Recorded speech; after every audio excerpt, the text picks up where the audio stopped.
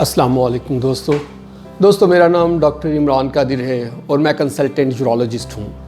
आज जिस टॉपिक पे मैंने बात करनी है वो है क्लाउडी यूरिन, यानी कि पेशाब का गदलापन, या पेशेंट आप कहते हैं हमारे सफ़ेद कलर का पेशाब आता है या पेशाब में पीप आ रही है, इस तरह की कंप्लेन करते हैं। तो इसको हम अपनी मेडिकल टर्म में क्लाउडी यूरिन कहते हैं। इसमें दो चीज़ें हो सकती हैं। एक तो हो सकता है कि फॉस्फेट्स आ रहे होते हैं, यूरिन के अंदर नॉर्मली फॉस्फेट होते हैं। अगर तो ये फॉस्फेट है तो दैट्स ओके, कोई मसले वाली बात नहीं होती।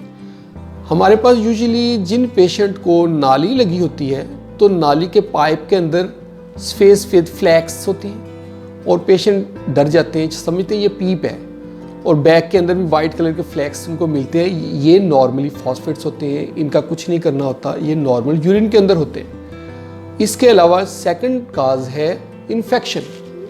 अगर पेशेंट को यूटीआई है तो उसमें पेशेंट को क्लाउडी यूरिन आएगा। इसी तरह सफ़ेद कलर की रतूबत या सफ़ेद कलर के फ्लैक्स मिलेंगे, और इसमें साथ एक सिम्टम होगा स्मेल इन द यूरिन, यानी कि यूरिन के अंदर एक फाउल स्मेल होगी। तो ये इन्फेक्शन की वजह से होता है। तो इसमें टेस्ट कौन से करवाने होते हैं? इसमें हम टेस्ट करवाते हैं यूरिन कंप्लीट टेस्ट।